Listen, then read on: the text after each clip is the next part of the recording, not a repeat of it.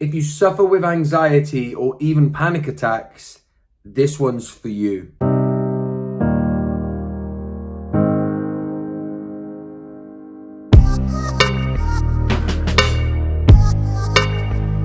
Welcome back to another episode of Irrepressible, ordinary people with extraordinary resilience. And in today's episode, we speak to the amazing Shireen. After becoming a mother and then the breakdown of Shireen's marriage, Shireen found herself having heart palpitations and all the symptoms of anxiety. But at that stage of her life, wasn't even sure what was going on. Some of the symptoms and the physical things that she was experiencing with her anxiety took her down the road of trying to find out what physically might be wrong with her.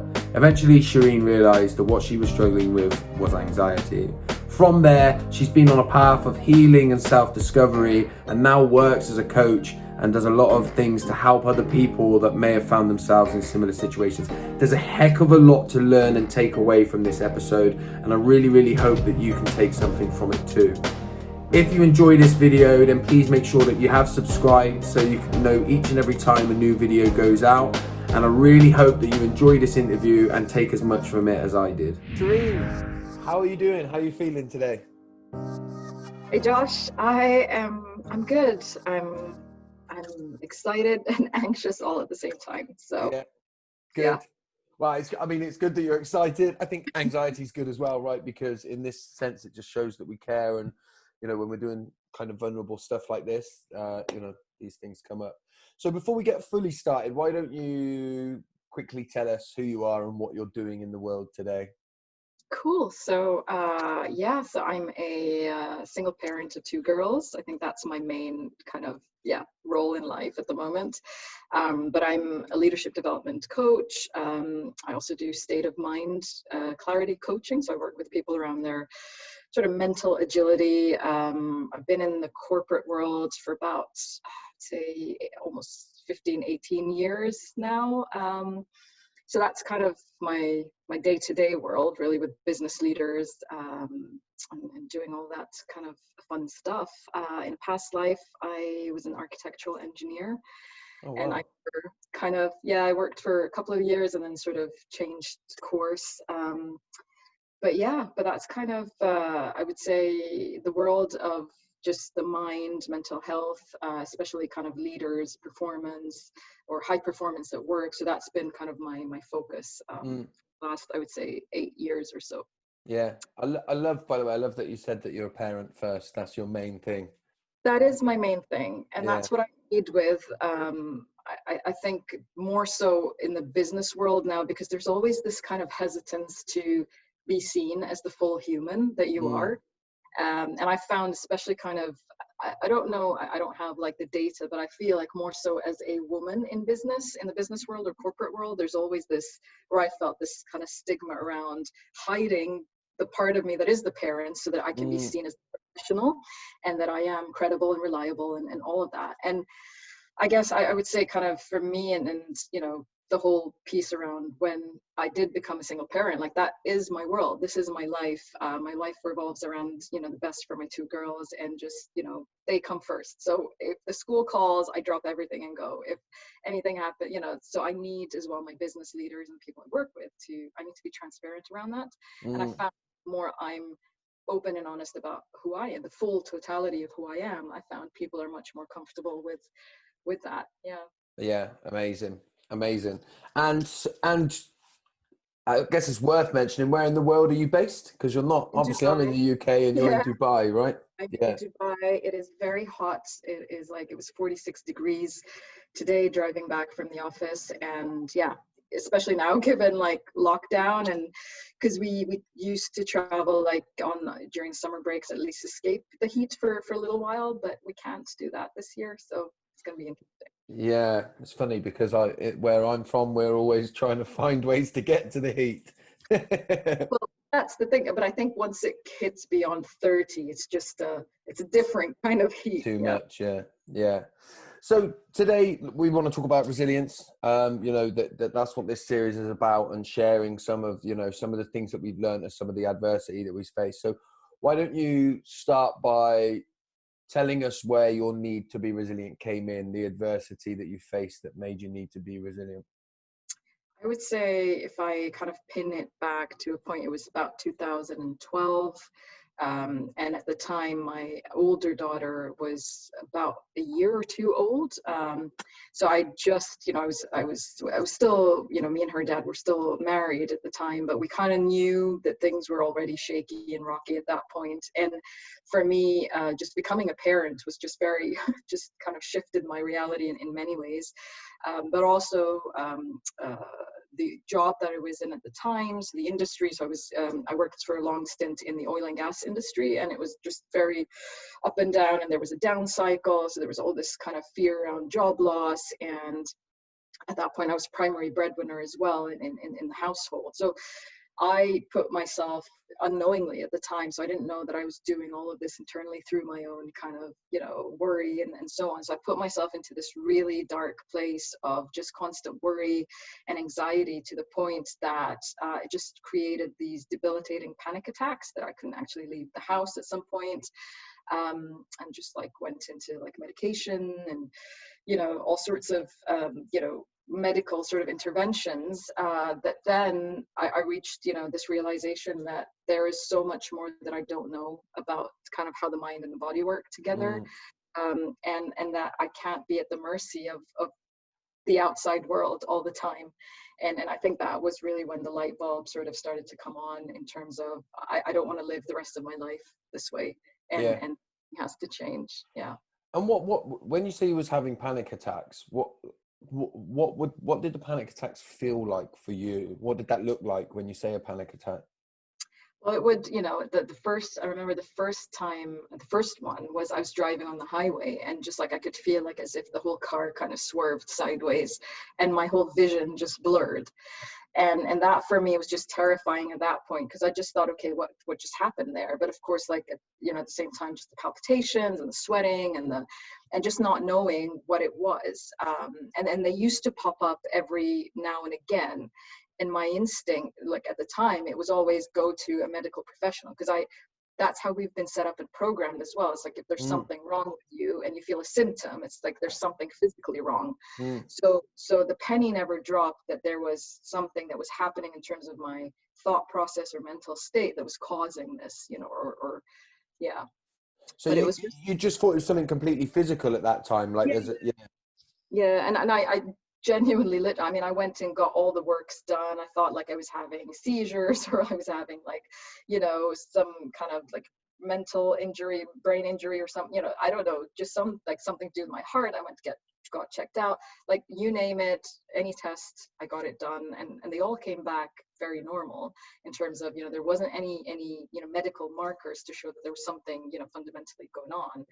And that's when actually at the time, just speaking to a friend who had been doing some coaching and just was kind of more into this world of sort of understanding the mind-body connection, and just got me into a few books and resources, and a lot of sort of light bulb moments started to come on at that point. It is a bit of a, when it's a harsh realization initially when you realize you've been the one kind of doing a lot of this to yourself unknowingly. So there's I remember when I first like really discovered my anxiety. In the lead up to that, I was like, I stopped coffee, and then I was like, oh, stopping coffee makes it worse. And then I did a bit more coffee, and then I did the same with sugar, and then I was doing all of this stuff. And then I finally realized for me, it was anxiety, right? Yeah. And so once you connected with a friend, right, who was doing some coaching, and then you did your research and you started to realize that it was anxiety or, panic attacks and that kind of overwhelm. So what did you do then? Where did that lead you once you found out that of the mind-body connection? Where did that kind of lead you on your journey? Well, that's where, so I wanted to deepen that understanding. So I ended up doing a year-long program in the UK, actually, which was the Clarity Coaching program at the time. Got really kind of more immersed into just understanding the role of the mind and thought, and how like our awareness puts it all, like projects it all on the screen, and how the nervous system plays out. And so that for me was a whole new world of just understanding, not only myself, but every other human being I was interacting with. And it gave me just much more compassion for what everyone else was going through, but also made it less personal, kind of how all the circumstances playing out were not personal to, so people weren't necessarily directing them at me at the time. It was just, that's the level of thinking, that's the level of response that they're in, that, everyone's trying to do their best at any given moment. So I went down kind of that road, but even then at the time, I remember the physical symptoms were very magnified. And I just reached a point where I knew I needed to seek help, and I need, there was always, the stigma as well around, what does it mean if you do end up going and seeing a psychiatrist and getting prescription and all of that. And I just knew that right now I just needed some help to just get my system regulated again. And if that meant like I needed to be on medication for an amount of time, then so be it. Because I felt like I needed to balance things out. And I did. I ended up, I think it was a year. So I was on medication for a year, and it did help me just to gain back that perspective and balance. So while my system regulated, I was able to immerse myself more in the studies and get more into kind of the understanding, so that then I felt that I was equipped enough at a level that I could phase out like the medicine and not be reliant on it for. And now it's not like I never go through stuff, but it's just like I know it's coming from, and I don't tend to fall back into the patterns that I used to before. And I'm really, really glad this has come up, that what you've said about medication, because the medication really helped you, right? It really helped you to sort of get yourself back onto a level where you was able to do the work that was needed to be able to, to find and deal with some of that anxiety. I think there can be a lot of like medication shaming going on in certain areas, right? Where everyone's sort of saying, if you just tried a little bit harder, then maybe you wouldn't need the medication. But the way that you've described it as well, I think is like a really positive way of using that medication to really stop you from falling completely into the abyss, right? At the abyss, and being able to keep yourself at a decent level. Yeah. And that came from reaching out for help, right? It did. And I do even remember the decision, like before I did go in for that consultation, even speaking to that friend, just saying, look, this is what's going on. And I shouldn't, I should know better. Like I've been doing this course now for like 4 months or 5 months, I've been, immersing myself and doing the coaching. So I should, and I kept like shooting on myself. And I remember she just said, look, like, just do what feels right for, what do you need right now? And I knew that I needed to be able to sleep better. And I knew I needed to be able to get my body to a level where it wasn't in fight or flight constantly, because it was. And that high alert state was just not helping me. Like I couldn't, and I wasn't able to regulate it on my own at that stage. And I just knew that, this was something that I kind of knew that I had the ability to overcome it, but I just needed that extra push initially. And that's a really important piece, I think, of resilience. When you talk about resilience, right? Because one of the key aspects of resilience that I will always try and get across to people is that resilience is making sure that you get exactly what you need, right? And if what you need at that moment is to reach out, get help, and get some, in this case, medication that helped you to be able to move through it and grow as a result, then that's a real resilient piece. But one of the biggest problems I think that we have is that often people think that that's a moment of failure, right? You even talk to you. It seems like you felt a little bit like that when you was going to reach out for help. It's like, I'm failing because I'm having to get somebody to help me, right? Yeah. And I mean, if I look back on, a lot of it was the social programming and just the gender programming, and a lot of, that had led me to that point of breakdown, I would say, with the anxiety flaring up as a signal to say, look, something's off track. But it was just like, I had to be the strong one. I had to, have it all together. I had to be the working professional and the mom and the super, kind of duo in that. So there were always these built up, kind of stereotypes in my head that I had to live up to. And just, I think a lot of it was just, and how do you, and even like with my parents, like, living up to their expectations of, like the career and the parenthood and it was just, it was, and for me, the failure piece was, so there was a relationship that was, I kind of knew that was ending. So it's like a failure on one level, and then the health piece, and then the career potential. So it was like, which ball do I grab onto right now? Because it felt like everything was sort of, Yeah. And we do that, right? When we talk about life, life is sort of sold as if it's this perfect picture, right? You have children, and the way that you do that perfectly is that you have it in a perfect relationship where there's no problems, and then you raise these children and you earn money. And if you're not doing it perfectly like that, then it's failure. When Yeah, actually, I think what you start to realize is that when you move into those things, it's, it never looks anywhere near that perfect. But when we compare ourselves to that perfection, then we end up feeling like we're falling short all the time, right? absolutely, Yeah. absolutely. Yeah. And so how long ago was it that you came off of the medication? So yeah, so I mean, I was on it in 2013 for a year, so 2014. So we're like 6 years now. So 2020, yeah. So you've So been off of it for 6 years. yeah, yeah, A- yeah. And what's that 6 years look like for you? Honestly, it was just beyond my just expectations in terms of how life just took just a complete, just 180 sort of turn. So career wise, I'd moved into kind of bigger roles and taken on more responsibilities. I mean, I ended up having my second daughter. We then kind of went through the whole divorce process. But while that was happening, I had taken an assignment on where I was traveling almost every like 2 months or 6 to 8 weeks, delivering training workshops from anywhere between Europe to Singapore and Asia. So I was kind of on the road while having kind of two kids back home and juggling the home and, just this new reality as this kind of new single parent. But what I realized was I was just so much more I think I was just kinder to myself in many ways, and I wasn't so mentally overactive in terms of just my mind was clearer. I was able to kind of focus on what I needed to get done.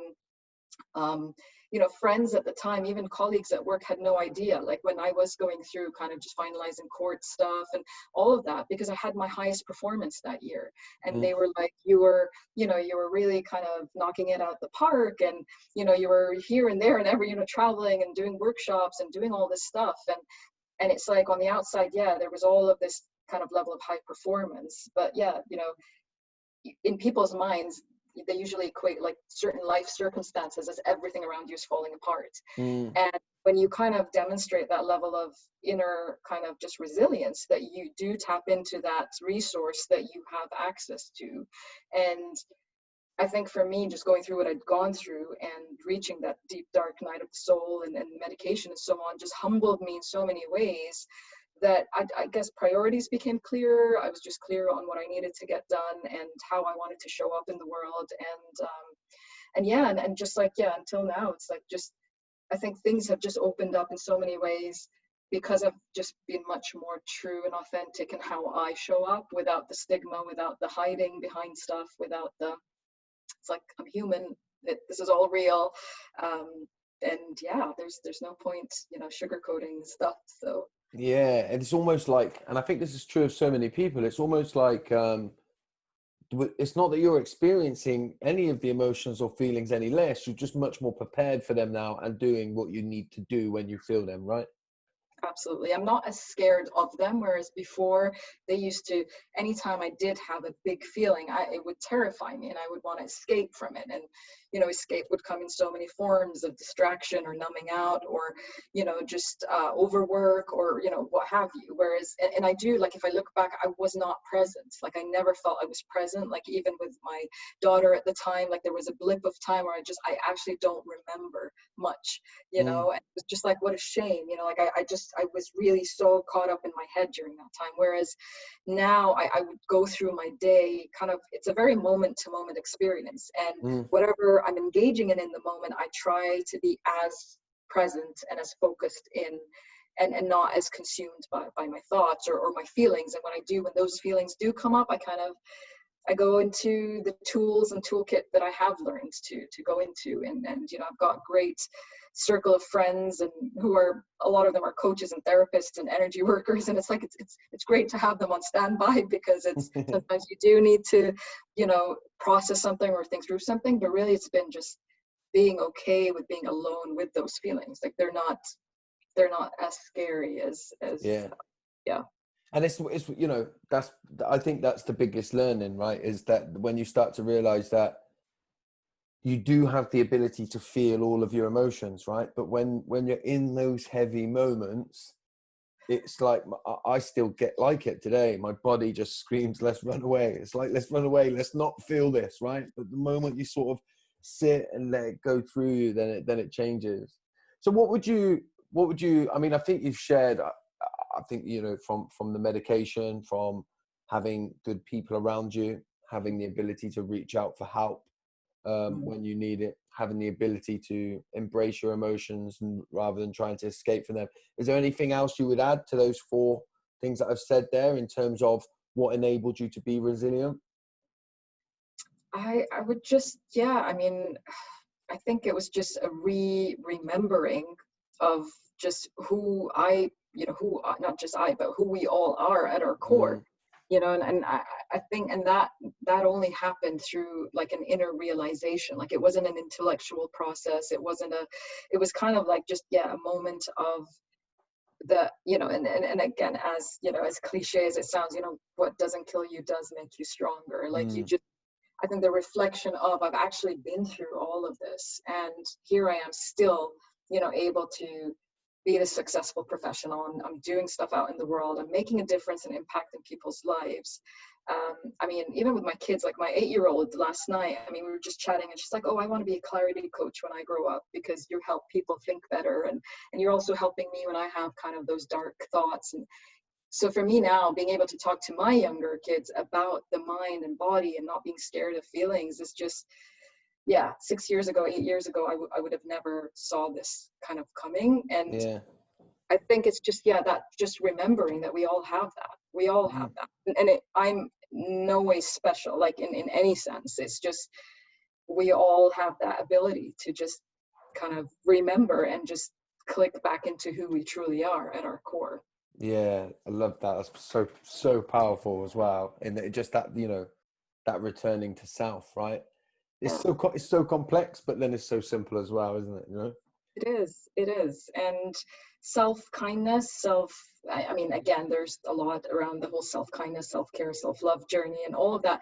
But as you know, sometimes even people are around, like as sappy as it may sound or corny or what, honestly, that is the way in, you Mm, know, that has been the way in, like, just to be kinder to myself and not, you know, not be shaming myself for feeling what I'm feeling. You know, it's yeah. like, okay, we're all human. And I think it's just made me understand, appreciate what being human is.